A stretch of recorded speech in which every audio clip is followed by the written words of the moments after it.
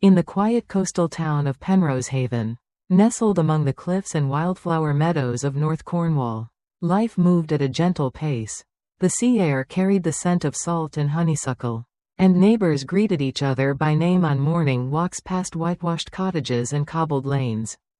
Sophia was just 5 years old, a bright spark with curly auburn hair and a laugh that danced through the air like wind chimes.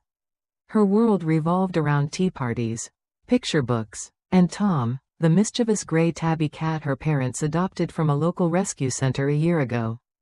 Tom had come into their lives on a rainy afternoon. Evelyn had been scrolling through photos of shelter animals online, her heart breaking with each neglected face. One image stopped her cold, a scrawny, wide-eyed cat with a crooked tail and a gleam of spirit in his eyes. They went to meet him the next day. He rubbed against Sophia's legs as though they'd been friends forever. That settled it. Tom came home. From the moment he stepped into their cozy two-bedroom house, Tom claimed every windowsill, armchair, and sunny spot as his own. He'd bat at Evelyn's knitting yarn, leap onto Lucas's lap during football games, and sleep curled up next to Sophia, his head rising and falling with the rhythm of her breathing. He wasn't just a pet. He was family. It was a sunny Thursday afternoon in late spring, the kind of day when bees hummed lazily and the scent of freshly mowed grass hung in the air. Evelyn had just set a batch of oatmeal cookies to cool on the kitchen counter, and Sophia was in the front yard, dancing barefoot across the grass, chasing soap bubbles blown from a small plastic wand. Tom lay stretched out on the porch, tail flicking lazily, half watching his little human with one eye open.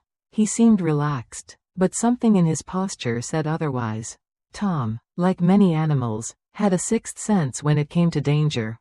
That's when he saw it.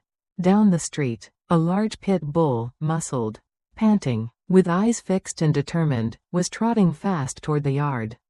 There was no owner in sight, no leash, just the sound of claws on pavement and the low, throaty growl of something uninvited. Tom stood up, his back arched slightly, ears flattened, and his body went rigid. Sophia didn't notice. She was twirling in circles, her laughter floating through the air.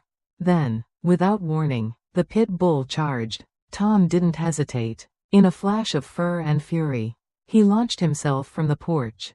The pit bull, eyes locked on the tiny girl, didn't even see Tom coming until it was too late. With a screech that split the air, Tom landed squarely on the dog's snout. Claws out, teeth bared, he scratched and hissed and kicked with all the might his 10-pound frame could muster. The dog howled in pain, stumbling sideways. The noise snapped Evelyn to attention. She had just opened the window when she heard the growl, the hiss, the shriek. "Sophia," she screamed, flinging the door open and bolting outside. Lucas was right behind her. His eyes caught the scene in a heartbeat, the pit bull, now backing up, blood streaked on its muzzle, Tom standing between it and Sophia. Fur puffed, tail bristling like a bottlebrush. Lucas didn't think. He grabbed the wooden baseball bat leaning near the doorway, something he kept around for backyard games, and sprinted forward, shouting, "Get back! Get away!" The pit bull snarled once more. But Lucas's presence, combined with Tom's vicious defense, was too much. With a final growl, the dog turned tail and fled down the road, disappearing behind a neighbor's fence. Evelyn swept Sophia into her arms, holding her close, heart pounding so hard it hurt. Sophia, wide-eyed and teary, clung to her mother but wasn't harmed.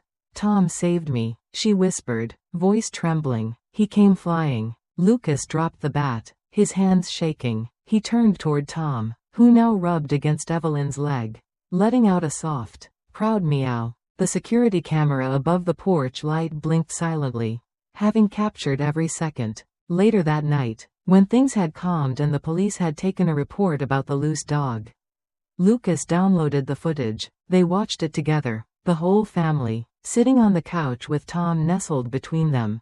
There it was, the moment Tom sensed danger. His leap, his fury, his brave, wild heart on display. Lucas uploaded the clip to the town's community group, mostly just to warn others. But he added a caption. "This is Tom. He saved our daughter today. Not all heroes wear capes, some have whiskers." Within hours, the post went viral. By the next morning, Tom was a sensation. The local news crew arrived by lunchtime, their van parking outside as the reporter knocked on the door with a bouquet of flowers and a small camera crew. "Can we meet the hero?" the reporter asked. Tom obliged by lounging dramatically across the windowsill, posing for the camera. When they asked Sophia how she felt, she answered proudly, "Tom's my best friend. He's the bravest kitty ever." The footage aired that evening. Soon, it was picked up by national channels, animal lovers' blogs, and rescue networks. A shelter in San Francisco even offered to sponsor Tom with a Lifetime Hero Cat Award. But Tom didn't seem to care for fame.